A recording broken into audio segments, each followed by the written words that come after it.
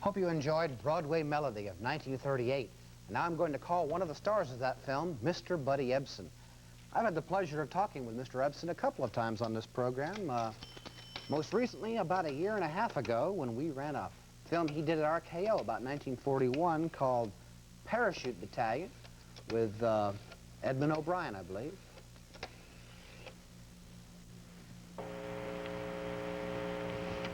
Mr. Ebsen, how are you? Fine, Ray. Good to hear from you. Same here. I was just telling our audience that the last time that you and I spoke for this purpose was about a year and a half ago when we ran a picture you did at RKO called Parachute Battalion. Oh, yes. I remember it very well. And tonight's movie, the one we've just seen, is Broadway Melody of 1938. The one with Judy Garland. You bet. And, you know, there's something interesting about this film, well, many things, but there were several people on the picture that you worked with a number of times. Roy Del Ruth, for example, I think directed you in 4 pictures. That's true. Which about as many... He directed the first Broadway Melody. That's where I met him. And we got along very well because he's a boatman, too. And, what did you mean by a boatman? Well, he had a powerboat. I had a sailboat, but we had a common language, and we seemed to have a rapport. And he was, you know, a man's man, a wonderful guy. He was a very good, astute director, especially for these big musicals. And, of course, he directed you again in this film, and then Born to Dance. Yeah. And then over at Fox with Sonia Henney and My Lucky Star. You certainly kept track of it, didn't you? And then, of course, also in this picture with you, as had been the case in Broadway Melody of 36, Robert Taylor and Eleanor Powell. That's true. And then an old friend of mine, George Murphy, was in. He later became senator. Oh, yes, from California. I've been spoken with him many times as well. Yeah. Now, a lot of people, of course, when they think of you, Mr. Ebsen, they think of your television work, and they may not be familiar with the fact that you started as a dancer. Yes, I started in New York in 1928 as a dancer in the chorus of a show called Whoopee with Eddie Cantor. And then I brought my sister to New York and got her a job in the show, and we practiced routines, and when the show closed, we had an act, and we went on and played in vaudeville and nightclubs, and eventually in Broadway Melody in 1936. Hadn't your father also been a dancer? Our father was a dancing teacher. He was never a performer, but he was a very fine teacher. And he gave us all, you know, the rudiments of dancing, which I resisted at first because I wanted to be a doctor. And then later, I changed my mind and went into show business. But you got to play a doctor in a few movies. I can think of one at MGM. Was it 4 Girls in White? Well, I think I was an intern. Well, that's close. And there I played... I must have played a doctor somewhere along the line. But back to the dancing, I was thinking of the movie that we've just seen, Broadway Melody of 38, and you and Eleanor Powell and George Murphy had this very fun-loving kind of number in a boxcar. In a boxcar, where we were shipping this racehorse.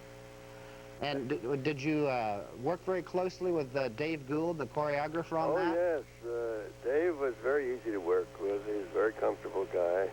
And he had a background on Broadway, and then he came out in pictures when everybody started making musicals, and they bought up all these choreographers in New York and brought them out here.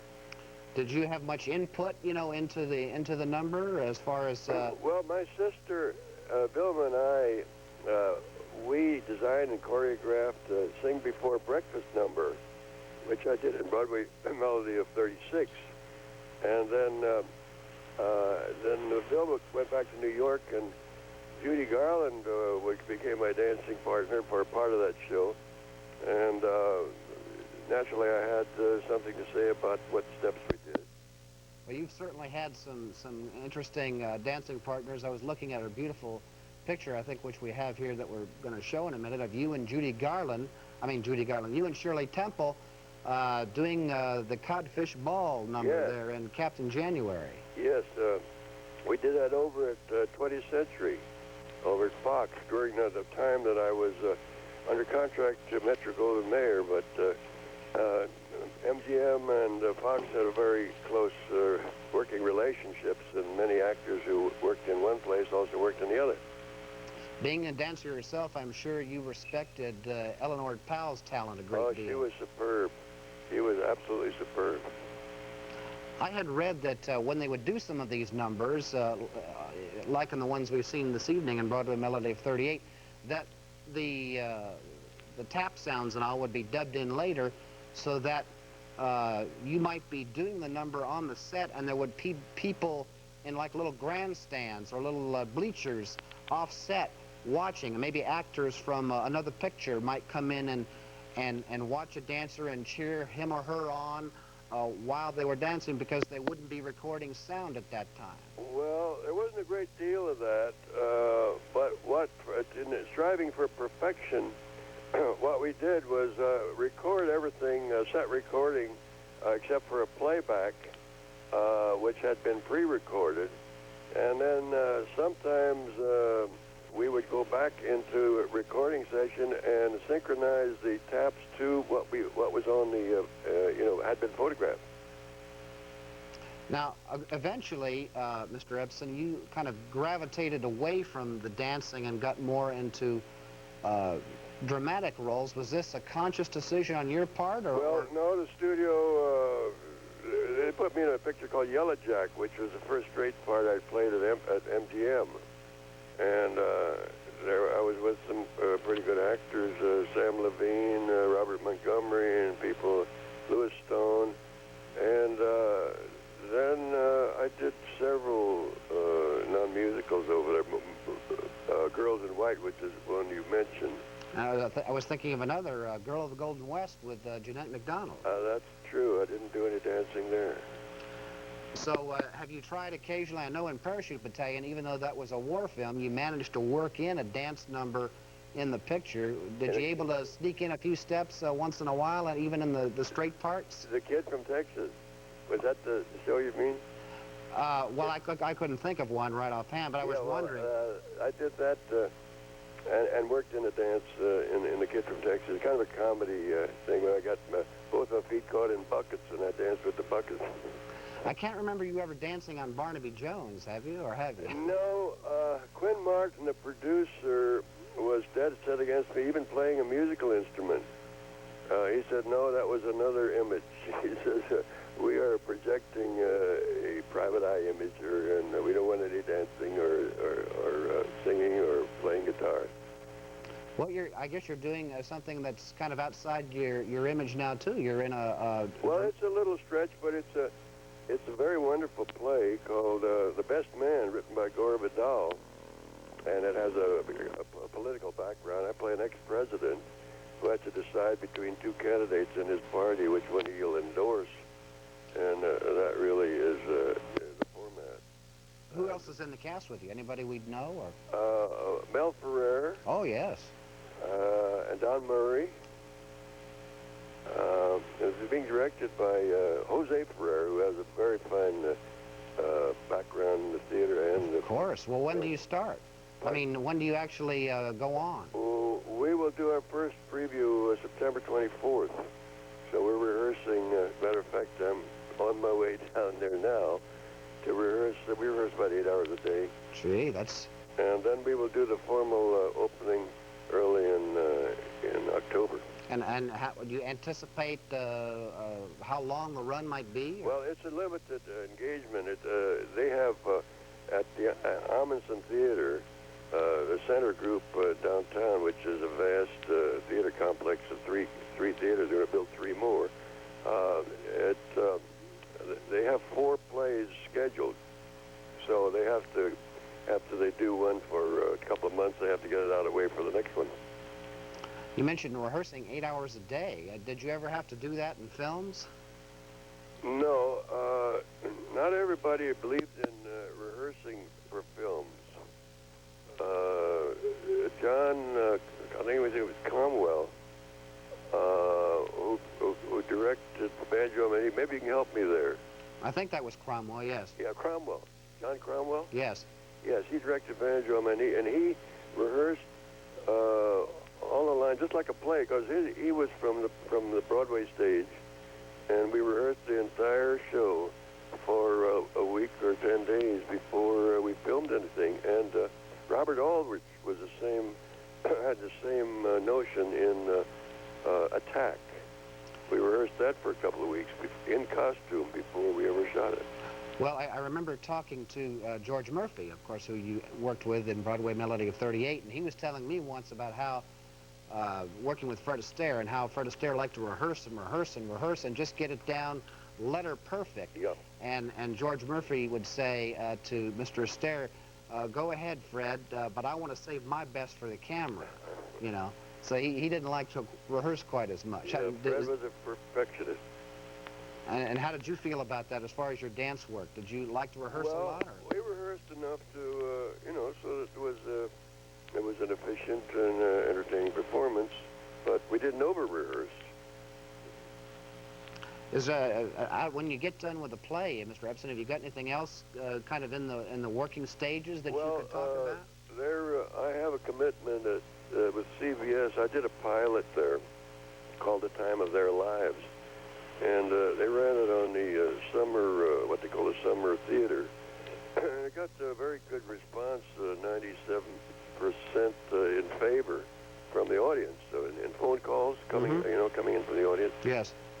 So I think they're holding it as sort of a backup show that they might throw in when one of theirs falls out. That title sounds familiar, like a famous play or something. Am I right? Well, there was a play called The Time of Your Life by Saroyan. But no connection. Huh? And this is The Time of Their Lives. I wanted to call it One More Time. I thought it would be a better title. What kind of a setting does the pilot have? Well, I play a grandfather who is an ex-vaudevillian, and I have a widower son who can't get along with his 4 daughters, but they get along fine with the grandfather. So the son invites the grandfather into the house, and it leads to all kinds of conflicts and complications, which are humorous. Well, vaudeville is something you can certainly identify with, since you worked in that yourself. Yeah, yeah. Did you ever play the Palace? Pardon? Did you ever play the Palace? They ran the pilot. Oh, no, the Palace Theater. Oh, the Palace? Yeah, did you ever play the Palace? In New York City? Yes. Our second week in vaudeville, we played the Palace. That was supposed to be kind of the epitome of being in theaters, working the Palace, right? My sister and I started at the top. we played a split week of break-ins at the Fordham and another theater in the Bronx, and then this was in a large act called Benny Davis and His Future Stars. And we played the Palace the second week. Well, you said you started at the top, and of course you're still at the top, Mr. Ebsen, on our list. Thank you. And hope we can speak with you again sometime, maybe when we run Born to Dance or one of the other films that we have of yours under contract. And anytime, feel free to call me. It's a pleasure to talk to you. Same here, and we're looking forward to reading about your play. Thank you very much. All right, sir. Have a good day now. Bye. Enjoyed talking to Buddy Ebsen again. Hope you enjoyed eavesdropping on that conversation. And now, that was the prim and proper Kim Worden. That was a lovely interview, Ray. And who are you supposed to be today? Rosanna Dana, or who? Hey, that's a good idea. Who are you? I'm a timid school teacher. Timid school teacher. There's a reason for all this. Go ahead, explain. Okay. Excuse me, but could I have just a moment of your time? I'd like to tell you about our next movie, This Land Is Mine. Well, that's the name of the movie, starring Charles Laughton as Arthur Laurie, a timid and whimpering school teacher who's always comforted by his overbearing mother. The setting for this film is in Europe during World War II when the Germans occupied France. So Laughton is not only afraid of his own shadow, but he's also whining all the time during the air raids. Fellow school teacher Louise Martin, played by Maureen O'Hara, is sympathetic to his fears as well as to the resistance movement. Well, Laughton becomes closer and closer to the resistance movement himself because of that. And it takes losing his mentor, Professor Sorrell, being wrongly imprisoned for a car bombing, the death of O'Hara's brother, and his mother's meddling before Laughton finally says, enough is enough. Laughton puts his foot down, stands up to his mother, and marches off to defend himself. But another twist of fate leaves him in prison once again. This film does not try to show good and evil, but rather an understanding of the frailty of human nature. So, I'll see you next week.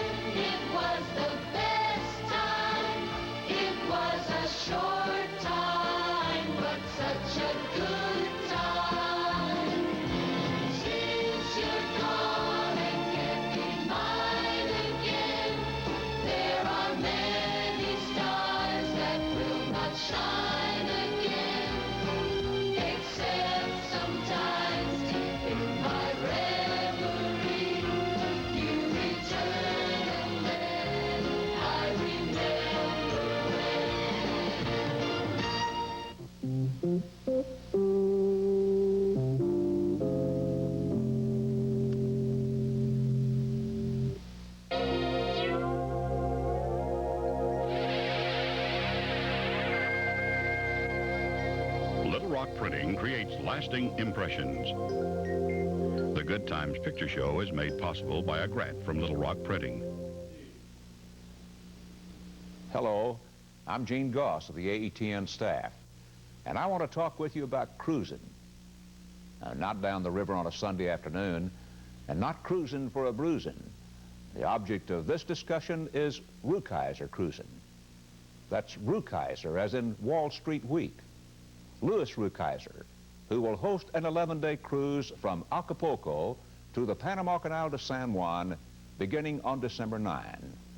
This is called a financial seminar at sea aboard the Royal Princess, a Princess Cruise Line's vessel described as the most luxurious cruise ship afloat. You'd experience passage through the 9 miles of the Panama Canal. You'd get a chance to tour and to shop in Aruba and Martinique and St. Thomas. And you'd get a crack at the expert financial forecasting of Rukeyser and his panel of experts. So call us. Let us send you some information about the cruise and help put you in touch with the tour planners, for this is a real opportunity for a December vacation and some good economic advice. I will never be the person I was before. Never, ever. I'm beginning to heal, beginning to deal with my anger and fear. But it's not easy. How many women have to go through this? Rape has got to stop. Coming your way on AETN Monday night at 7 o'clock. Musical memories are yours to enjoy again. The Lawrence Welk Show on this station beginning in October. I'm Peter Graves. Why is Dr. Sue Ferguson sawing snow? On Discover the World of Science, find out how it helps her predict avalanches. Also, we'll see how a new genetic test can help prevent a tragic disease, why better manners in the airliner cockpit would mean fewer crashes, and we'll find out where sea turtles go to grow up. Join me next time on Discover the World of Science. TV worth your time, Wednesday night at 7 o'clock. Put AETN to work for you.